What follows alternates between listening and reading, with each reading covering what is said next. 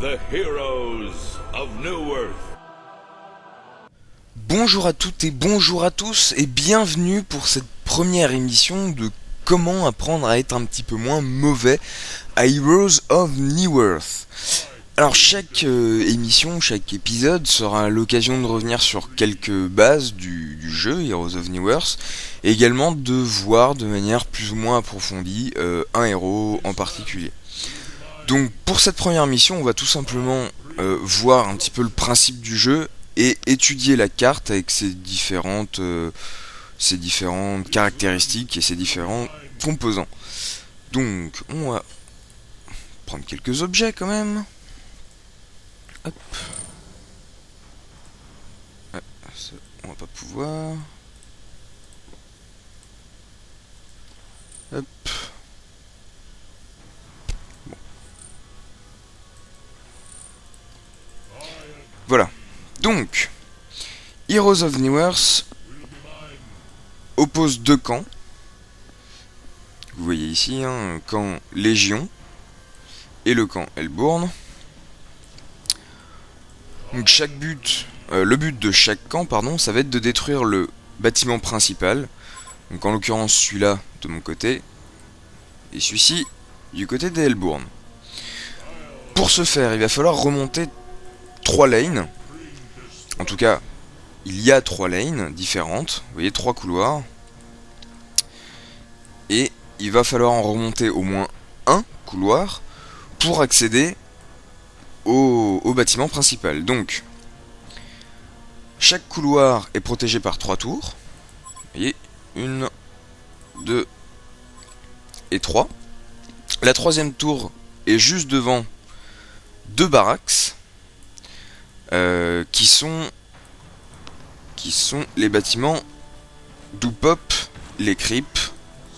Donc ces monstres là qui sont des monstres générés automatiquement et que le joueur ne peut pas contrôler. Vous voyez, je ne peux pas les déplacer.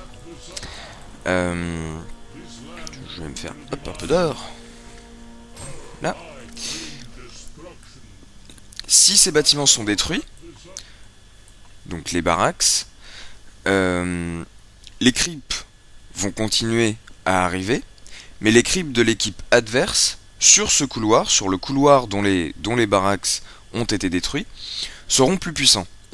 A noter que si les ennemis ne détruisent que la mêlée barracks, seuls les creeps de mêlée, donc eux, pas eux, seront plus puissants. Et inversement, si seule la range barracks est détruite, seules les range unités seront plus puissantes. C'est pourquoi il est plus intéressant de focus la mêlée barracks au début, puisque comme vous voyez au début, tout le long du jeu, il y a plus de mobs mêlée que de mobs distance. Une fois qu'on a détruit les barracks, on a accès à ces 2 tours qu'il va falloir là encore détruire avant enfin de pouvoir espérer détruire le bâtiment principal. Donc comme je vous disais, il y a 3 lanes, mais il n'est absolument pas nécessaire de détruire les 3 lanes pour pouvoir avoir accès au bâtiment principal. Il suffit de remonter une lane. Cela dit, comme je vous le disais, lorsqu'on détruit les barracks, les creeps ennemis sont plus puissants. Enfin non, si vous détruisez les barracks ennemis, vos creeps vont être plus puissants. Si vous détruisez tous les barracks, donc les 6 barracks, là et là, tous les creeps sur toutes les lanes vont être extrêmement puissants. Si puissants qu'en général, lorsque vous avez détruit toutes les barracks, la partie est gagnée. Personnellement, j'ai jamais vu une partie, une équipe gagner alors qu'elle avait perdu toutes ses racks. Sauf évidemment si l'autre équipe a également perdu toutes ses racks. Mais ça arrive pas tous les 4 matins. Voilà un petit peu pour les bâtiments défensifs, les bâtiments qu'il faut détruire. On va voir maintenant les magasins.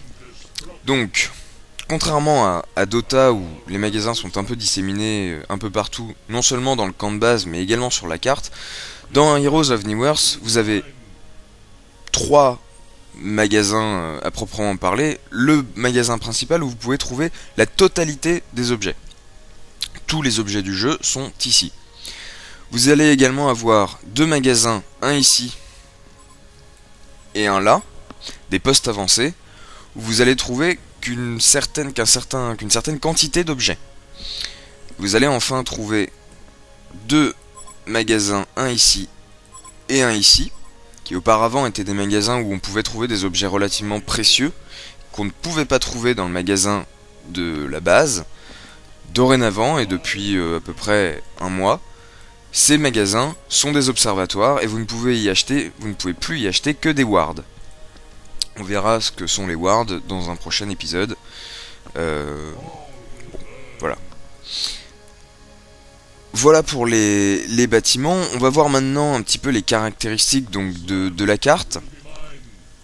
Tout d'abord, deux endroits très importants, ici et ici, sont des endroits où toutes les 2 minutes, à partir de la 2e minute, vont apparaître de manière aléatoire, donc soit ici, pas les deux en même temps, donc là en l'occurrence évidemment elle est de l'autre côté parce que c'est plus marrant, vont apparaître donc des runes de qui octroient différents pouvoirs, notamment une rune de régénération qui va vous rendre toute votre vie et toute votre mana tant que vous n'êtes pas tapé.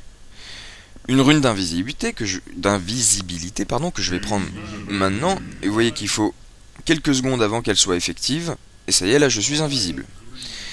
Une rune de double damage, donc qui porte formidablement bien son nom, qui permet à quiconque la prend de voir ses dommages multipliés par 2.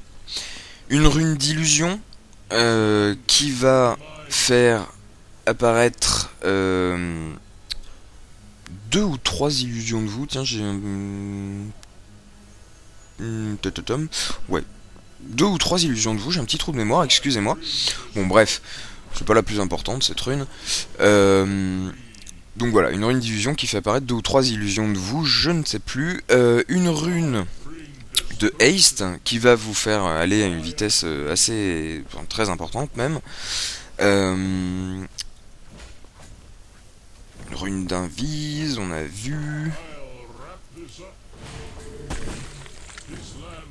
Je crois que j'en oublie une, c'est agaçant. Une rune de régénération, une rune d'illusion, une rune d'invisibilité, une rune de double damage. Non, mais je crois que j'ai tout dit. Voilà. Hop. Hop. Alors, donc voilà pour les runes. Ensuite, on a donc là ce qu'on appelle la jungle, donc qui est en fait une forêt. Donc 2 forêts, bien évidemment. Une, puisque la carte est symétrique, hein, vous l'aurez remarqué. Une forêt donc Hellbourne et une forêt Légion. Chaque forêt recèle plusieurs spots de creep neutres. Donc les creep neutres qui évidemment attaquent indifféremment des héros Légion ou des héros Hellbourne. Chut, tais-toi toi. Donc, comme vous pouvez le constater, voilà, les spots de creep sont représentés par des points sur la carte. Je vous invite à regarder la carte. Et les points sont de différentes couleurs. Vous voyez que celui-là est jaune clair. Ça représente un point de spawn relativement facile. Ces deux-là sont plutôt orange foncé. Ça représente des points de spawn, des spots de creep un petit peu plus compliqués. Et ces deux-là sont en gros des spots moyens. Donc on va aller voir ça de suite. Hop. On va tout claquer, on va tout lâcher.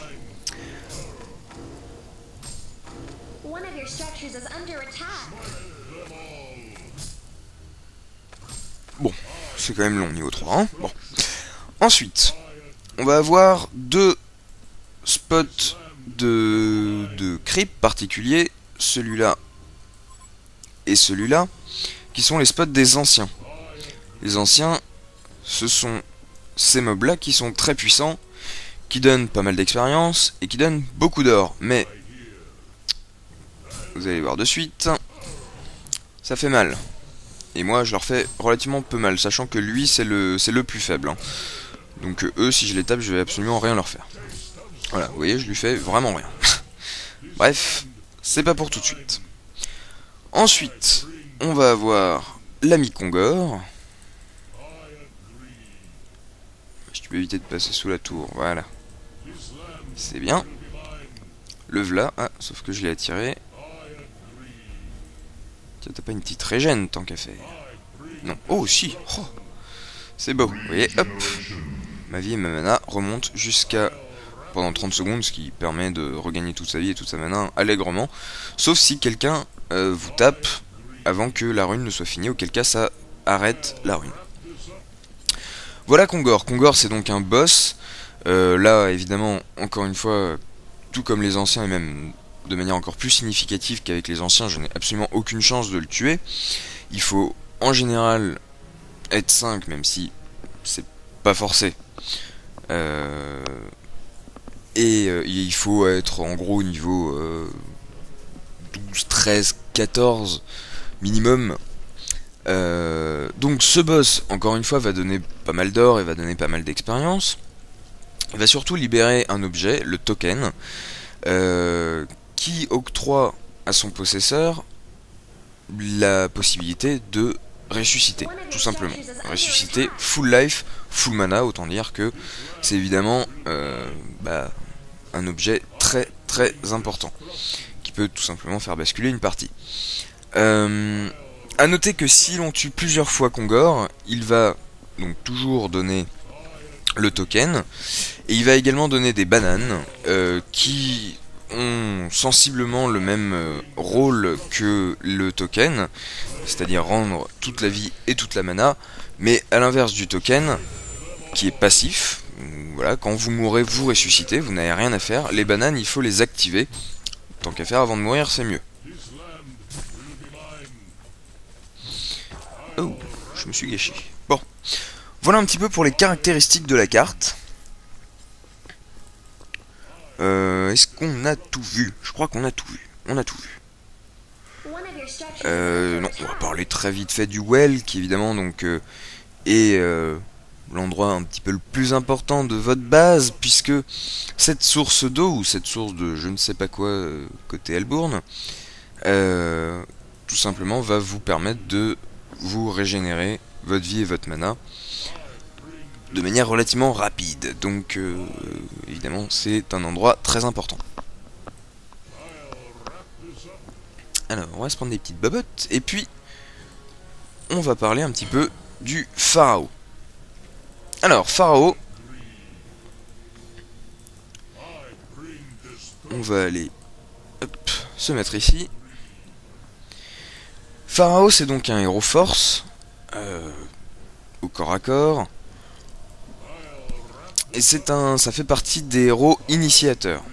C'est-à-dire que vous verrez certainement à divers endroits que c'est un héros tank. Personnellement, je n'aime pas du tout parler de tank dans Heroes of Newerth.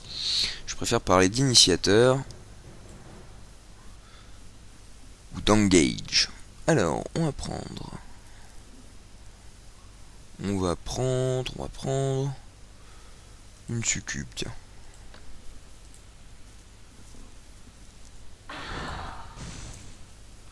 Voilà.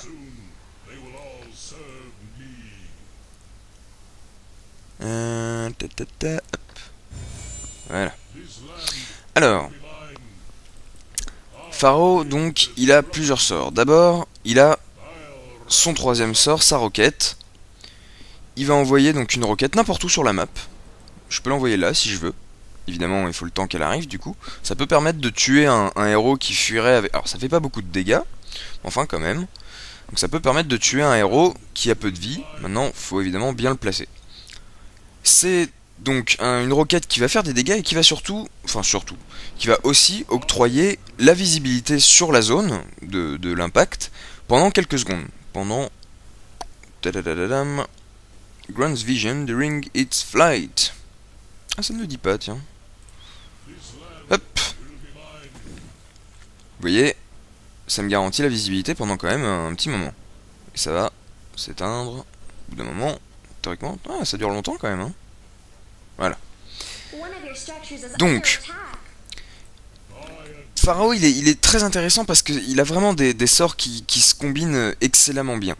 On va voir, donc je vais vous parler très brièvement des sorts, et puis on va voir leur application concrète dans la foulée. Donc, la roquette, je viens de vous la montrer. Les momies, le mur de momies, c'est un sort absolument monstrueux. On va vous le montrer de suite, voilà. Alors, on va vous montrer, si toutefois... Ah, j'ai pris la succube. Je sais même pas comment j'ai fait pour prendre la succube. D'autant que je ne vois pas où elle est. C'est pas mal ça. Donc reprenons le petit pharaon. Voilà ce que je voulais faire. Voilà, le Wall of Mommy. Hop. Vous voyez que je peux casser les momies en un coup. Ce qui n'est pas le cas des héros que vous pourriez emprisonner dans votre mur de momies. Donc les héros ennemis. Les héros ennemis, d'ailleurs les alliés aussi. Il me semble que les alliés aussi ne peuvent pas détruire vos momies en un coup. Je crois qu'il n'y a que Pharaon qui peut. Donc ça c'est un truc auquel il faut faire un peu gaffe. Mais donc, lorsque vous prenez un héros ennemi dans vos momies, lui doit donner 3 coups à vos momies.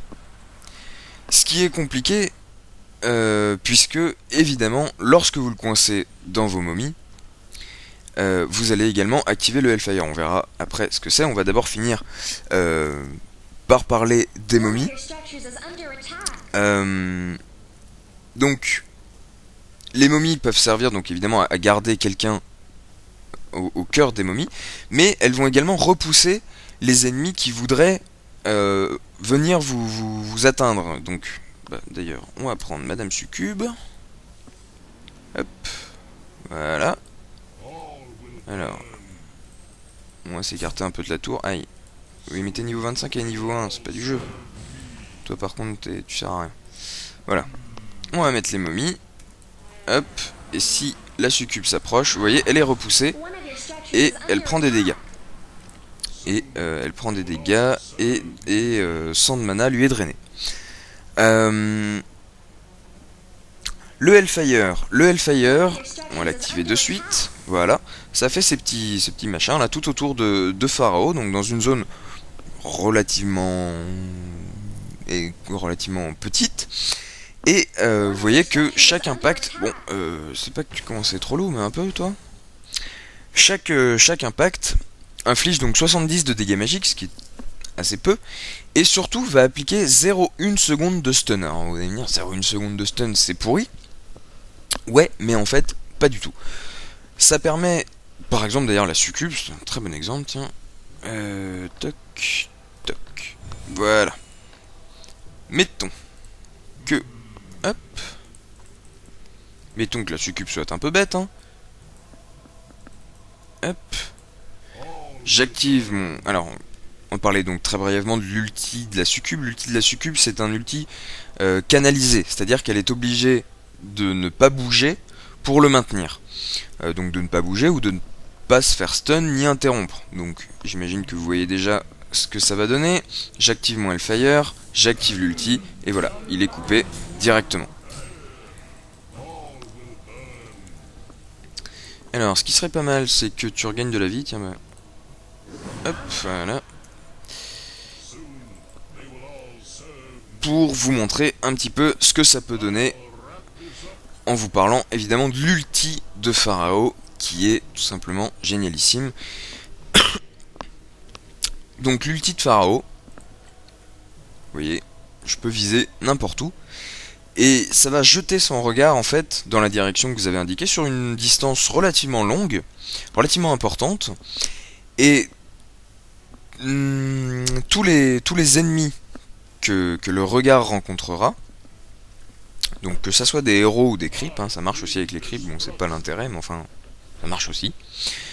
Si donc le regard croise un ennemi, et bon, vous voyez qu'il peut être amélioré par le Staff of the Master, c'est écrit en vert. Si vous le faites avec le Staff of the Master, vous pouvez également le faire. Voilà, allows the ability to hit allied heroes. Donc vous pouvez également le faire avec des héros alliés. Donc en l'occurrence, pour l'instant, vu que moi je n'ai pas le Staff of Master, c'est pas que tu commences à être bruyante, mais quand même un peu. Hein. En l'occurrence, là, je ne peux le faire que sur des héros ennemis. Donc, ça va jeter mon regard sur une distance relativement longue, et dès que ça va croiser un ennemi, ça va instantanément, quasiment, téléporter Pharao sur l'ennemi, en le stunnant, en lui faisant des dégâts, voilà, 300 de dégâts magiques.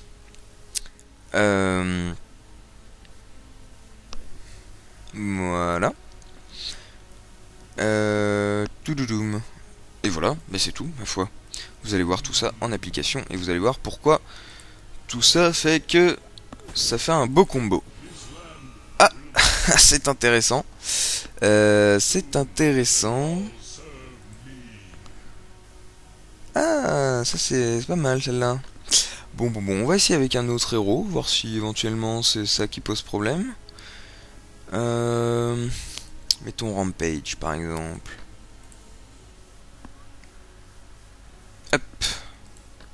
Qu'on va mettre niveau 17. Allez, soyons fous. 17 j'ai dit. Voilà. Hop. Donc si ça pouvait marcher, ça pourrait être pas mal. Non, ça ne marche pas. Bon. C'est dommage, quand même, c'est dommage. Bon, mettons que... Non, bah, je vais le faire sur les cryptes, tiens. Sur les cryptes, ça devrait marcher. Non, par contre, toi, tu vas rester là, t'es mignon. Non. Ah. Voilà. Hop. Refresh. Toc. Voilà. Alors, voilà, très bien. Hop, je vais faire mon ulti. Hop, ça me TP instantanément. Derrière, bon, mettons qu'il y a un ennemi, hein. Du coup qui est stunné avec votre ulti, vous le coincez dans vos momies, vous activez votre Hellfire, le tout en balançant quelques roquettes dès que vous pouvez. Bon, ça fait très très mal. Alors, donc pour le stuff de Pharao, on va vite fait regarder. Déjà, vous voyez que je l'ai pris dès le début du jeu, le Vanguard, excusez-moi, le Helm of the Black Legion, Vanguard c'est son nom dans Dota. Hop, voilà. Donc... le Vanguard, Helm of the Black Legion, évidemment absolument nécessaire, puisque Pharao, voilà, votre but c'est vraiment d'arriver comme un bourrin dans la mêlée, et de prendre des mecs dans vos momies. Le truc étant que, si vous prenez quelqu'un dans vos momies, qui en fait peut vous deux-shot, bah il va être bien content que vous ne puissiez pas vous barrer facilement. Enfin, facilement. Vous pouvez vous barrer relativement facilement quand vous êtes dans vos momies, mais enfin, c'est quand même pas l'idéal, quoi. Donc, le Helm of the Black Legion qui octroie 70% de chance de bloquer 40 d'attaques de dommages, une régénération de vie et plus de vie. On a le Shaman Zardress qui est à peu près l'équivalent du... Enfin, qui n'est pas l'équivalent, mais qui est le complément du Vanguard, du Helm of the Black Legion, en octroyant cette fois-ci une résistance magique, vous voyez, plus 10 Magic Armor et une régénération de vie aussi très importante. Enfin, très importante. Importante. Donc, les bots... Ouais, après les bots, ça c'est un peu au goût de chacun. En l'occurrence, vu qu'il a son ulti, des Phase Boots, donc... Hop. Celle-là, qui sont des bots qui peuvent s'activer, qui peuvent vous permettre de traverser les ennemis, et qui donc, lorsqu'elles sont activées, vous octroient une vitesse de déplacement relativement importante, sont pas forcément nécessaires, puisqu'il a déjà son ulti. Mais bon, après c'est un peu au goût de chacun à ce niveau-là. Alors, on va revenir un petit peu sur le guide. Hop. À noter que les guides, je vous encourage à les suivre. Généralement, ils sont tous bons. Après, bon, personnellement, il y en a dont je ne suis pas fan. Je préfère d'autres builds, mais il y en a pas un qui est mauvais. Il y en a pas un où c'est n'importe quoi. Tout est à refaire. Pas du tout, non. Et tous sont même très cohérents.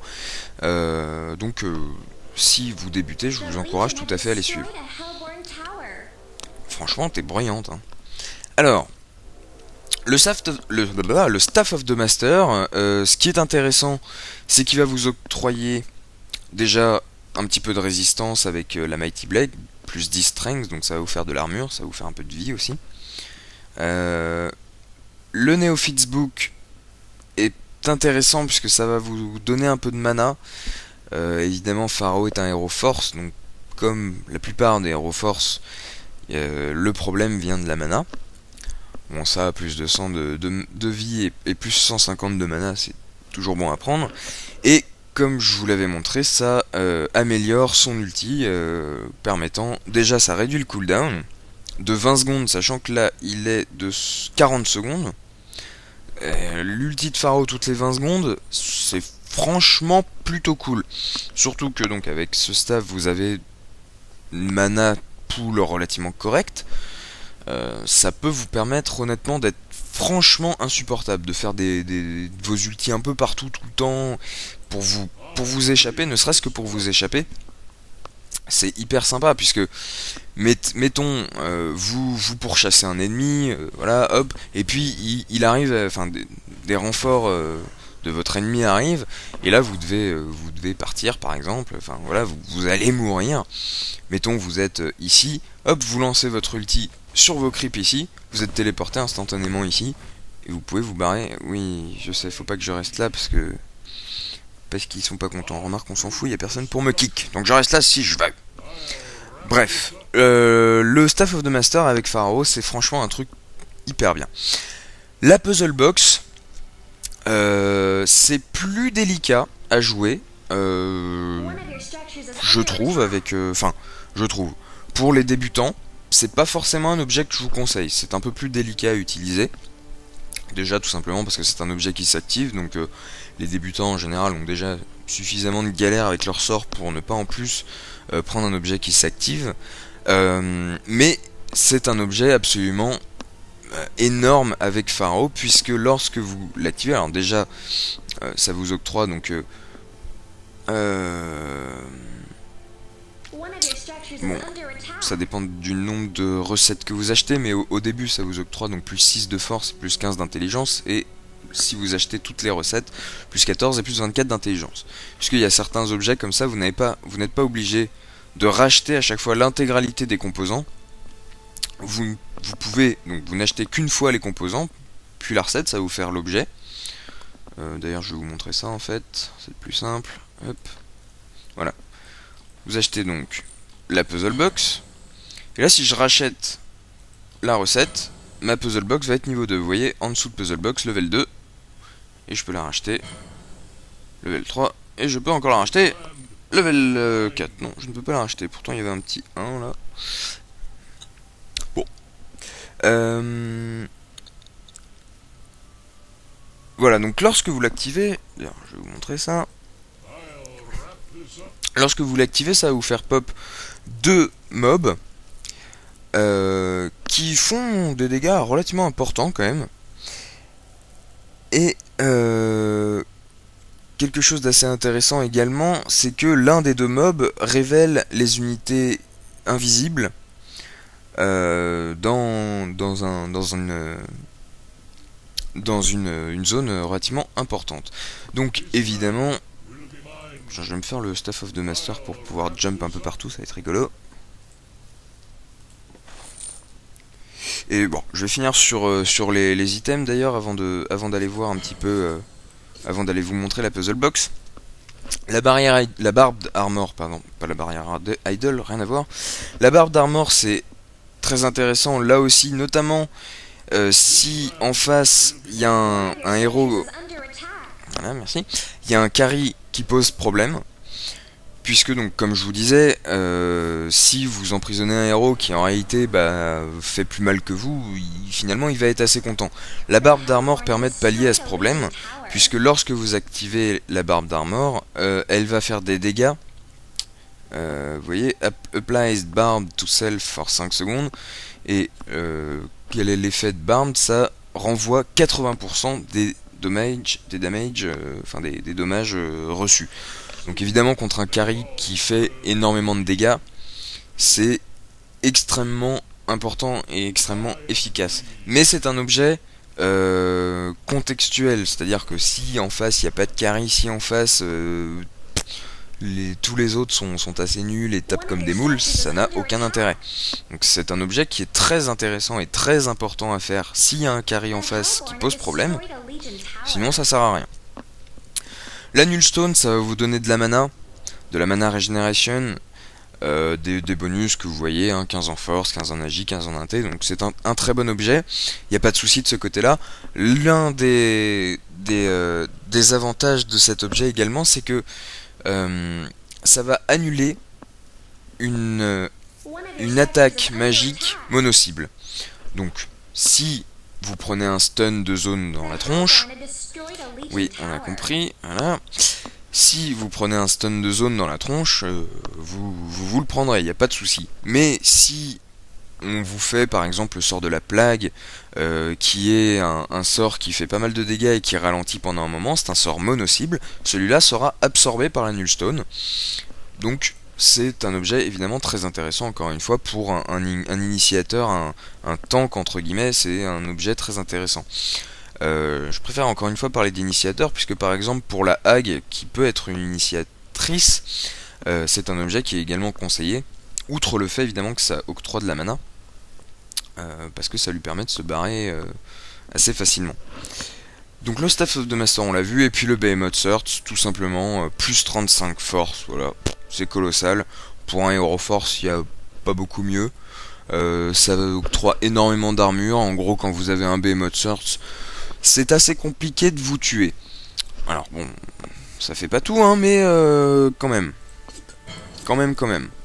Et puis donc vous voyez, plus 0,75% de votre vie regagnée par seconde, c'est colossal, puisque ça octroie 300 de vie en plus. Donc là vous voyez, j'ai 4180 de vie. Donc, alors, on va aller chez l'ulti. Hop, par une me balader. Ah oui, c'est ça que je voulais montrer, c'était la puzzle box. Alors, on va aller un petit peu plus loin. Hop.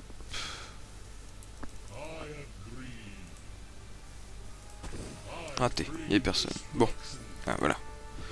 Hop. J'active la puzzle box et vous voyez, il y a deux creeps. Les voilà. Qui font assez mal. Imaginez... J'aimerais que tu prennes Pharaon aussi, s'il te plaît. Voilà. Imaginez que vous coincez quelqu'un dans vos momies avec ces deux créatures. Voilà, hop. Avec le Hellfire en plus, vous envoyez une roquette, tout ça. Honnêtement, il le vit assez mal, hein, l'ennemi. Voilà, bon, un petit peu pour Pharaon. J'espère que ce guide vous aura été utile. Encore une fois, ce sont les bases les plus absolues, hein. C'est vraiment le tout début du jeu. On verra dans l'épisode... Oh, tiens, salut Succube. Tiens, je vais te tuer pour la peine. Oh, c'est chiant, ça. Pourquoi ça marche pas? C'est complètement débile.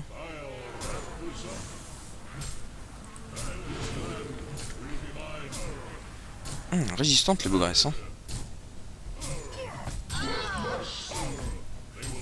Bloodlust. Squelichon a tué quoi? Squelichon. Hop, bon voilà. C'est sur cette magnifique victoire Victoire non, mais cette mort que je vous laisse. Que je vous remercie d'avoir regardé la vidéo. J'espère qu'elle vous a plu. N'hésitez pas à écrire dans les commentaires, poser des questions, me dire un petit peu ce que vous aimeriez savoir, ce que vous aimeriez... oui, que je vous... Donc... quel héros éventuellement vous voudriez avoir le guide? C'était compliqué comme phrase ça. Oula. De quel héros vous voudriez avoir le guide? Voilà, c'est mieux. Qu'est-ce que vous voudriez savoir éventuellement comme base, etc. Voilà. Bon bah écoutez, je vous remercie encore une fois d'avoir regardé la vidéo, et puis je vous dis à bientôt pour la suite, et puis pour d'autres vidéos plus nombreuses et plus variées toutes que ça. Voilà, c'est trop bien. N'hésitez pas à vous abonner à la chaîne, à vous abonner à la page Facebook et à vous abonner au compte Twitter également, si ça vous tente en tout cas. Allez, ciao!